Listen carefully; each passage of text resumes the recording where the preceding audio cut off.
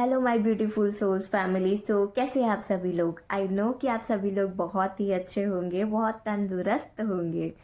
Welcome करती हूँ आपका मेरा इस प्यारी सी चैनल में सौम्या द डिवाइन सोल। आज मैं टॉपिक लेके आई हूँ फॉरगिवनेस। फॉरगिवनेस कैसे करें, माफ़ कैसे कर दे। सामने वाले ने इतनी बड़ी गलती कर दी है, उसको माफ़ कैसे कर दे, उसको कैसे छोड़ दे। अगर वो बंदा या वो बंदी सामने आ जाती है, वो लड़का या वो लड़की सामने आ जाती है, तो मुझे बहुत गुस्सा आता है। मैं उसको माफ़ ही नहीं कर सकती। कैसे माफ़ कर दूँ, उन्होंने तो मेरे साथ ये किया है, उन्होंने मेरे साथ ये गलती कर दी है, उन्होंने सबके साथ सामने मेरी इंसल्ट कर दी है, उनकी वजह से मेरी ये चीज़ पूरी नहीं हो पाई। कैसे माफ़ कर दूँ मैं उनको। तो डियर ऑल्स, मैं आपको यही बताना चाहती हूँ कि माफ़ करना बहुत ही ज़रूरी होता है। हमें नहीं पता है ना कि सामने वाले की गलती सच में है भी या नहीं, क्योंकि यहाँ पे पूरा खेल हमारे माइंड का होता है। जैसे कि चलो हम कोई एक एग्जाम्पल ले लेते हैं कि जॉब हो गई, ठीक है। जॉब के लिए आप इंटरव्यू देने के लिए गए। वहाँ पे आप गए और वहाँ पे वो बॉस ने आपकी इंसल्ट कर दी। अब जब भी वो बॉस आपके सामने आ रहा है, आपको ऐसा फील हो रहा है कि नहीं, इनकी वजह से मेरी जॉब नहीं हो पाई, इनकी ही गलती है। पर क्या आपने पहले सोचा कि जब आप जा रहे थे उसके पहले, क्या आपके माइंड में कोई ऐसा डर था या ऐसा कोई फियर था कि क्या पता वो बॉस कैसा होगा, मेरा इंटरव्यू ठीक से लेगा कि नहीं लेगा, क्या ऐसा कुछ डर था? या पहले की कोई कहानी जो आपके फ्रेंड्स लोग ने आपको बता के रखी हो कि यार इंटरव्यू में तो एचआर ऐसा होता है, वैसा होता है, ये कंपनी में तो ऐसा होता है। क्या वो थॉट्स, वैसे कोई थॉट्स आपके माइंड में थे? आप पहले देखो ना, वो चीज़ चेक करो, तब आपको पता चलेगा कि सामने वाले की गलती नहीं थी, आपकी गलती थी। आपके थॉट्स की गलती थी, जिसकी वजह से सामने वाले ने इस तरीके से रिएक्ट किया। बॉयफ्रेंड की बात ले लेते हैं, हमारे एसपी की बात ले लेते हैं। थर्ड पार्टी आ जाती है हमारी रिलेशनशिप में, तो हम सामने वाले के ऊपर हम सब डाल देते हैं कि इसकी वजह से मेरी लाइफ ख़राब हो गई है, ये हो गया, वो हो गया। क्या आपके अंदर वो डर था कि उसके साथ ऐसा हुआ है, उसकी लाइफ में थर्ड पार्टी आ गई है, मेरी लाइफ में ना आ जाए, कहीं वो मुझे इग्नोर ना कर दे, कहीं वो मुझे छोड़ ना दे? क्या ऐसे डर आपके अंदर नहीं आते? तो यही कॉन्सेप्ट है कि अगर जो तुम सोचोगे वही सामने वाला रिएक्ट करता है। जो तुम्हारे पावरफुल थॉट्स होते हैं कि नहीं, ये चीज़ होगी, शायद ये चीज़ होगी, शायद ये चीज़ होगी, कहीं ऐसा ना हो जाए, कहीं ऐसा ना हो जाए, ये सारी चीज़ आप सोचते हो, उसकी वजह से सामने वाला इस तरीके से रिएक्ट करता है। तो इसमें सबसे पहले गलती हमारी है, और हम दूसरों के ऊपर फोकस करने बैठ जाते हैं कि दूसरों की गलती है, उसने मेरे साथ ऐसा किया।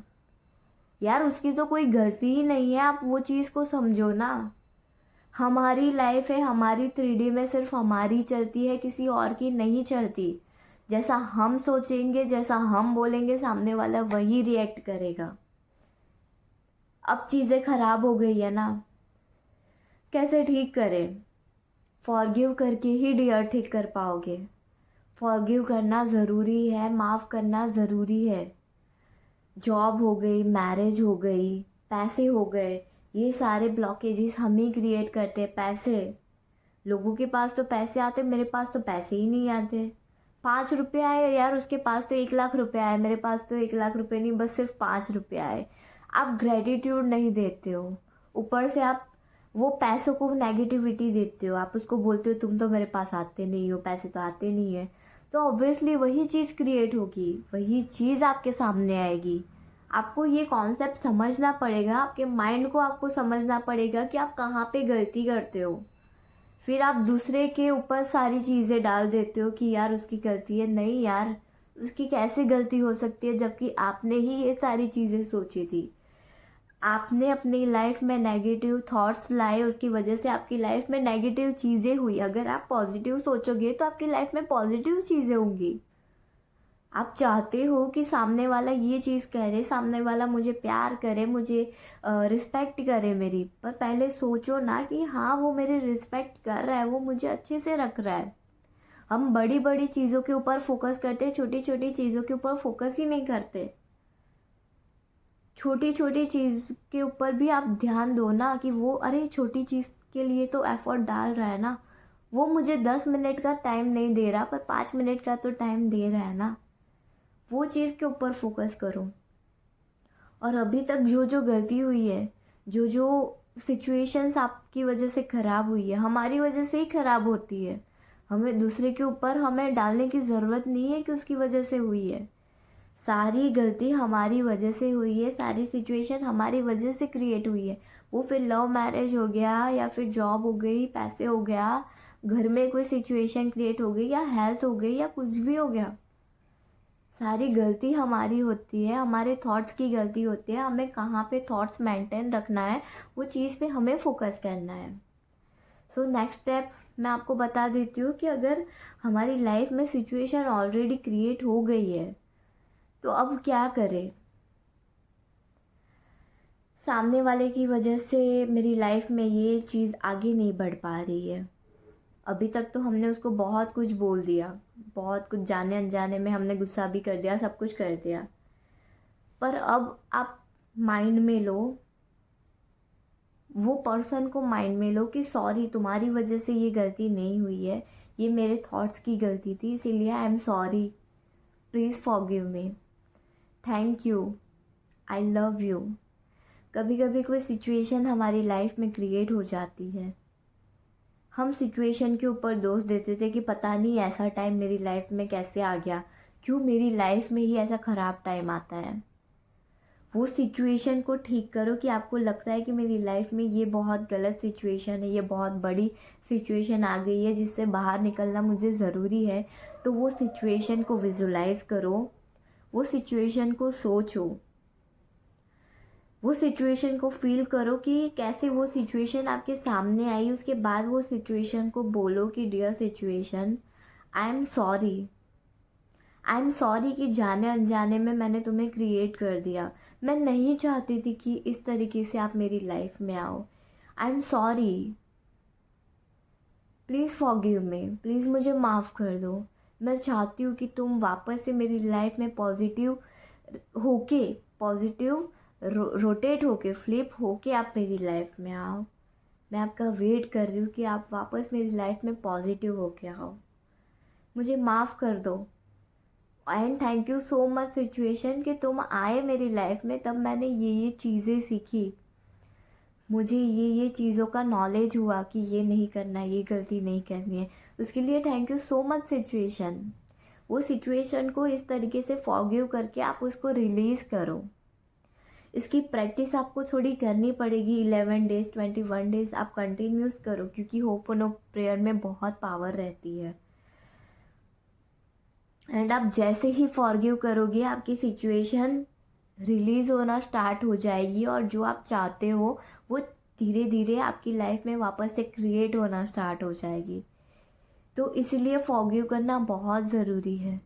अगर आपका किसी पर्सन के साथ झगड़ा हो गया है, आप बोल रहे हो कि उसकी वजह से मेरी लाइफ में ये प्रॉब्लम हो गई, मैं डिप्रेस हो गई या एनीथिंग, आप वो सिचुएशन को भी रिलीज़ करो। आप वो पर्सन को बोलो कि सॉरी, तुम्हारी वजह से नहीं, मैंने ये सोचा था जिसकी वजह से तुम्हें ये रिएक्ट करना पड़ा, जिसकी वजह से हमारे दोनों के बीच में झगड़ा हो गया और ये चीज़ क्रिएट हो गई।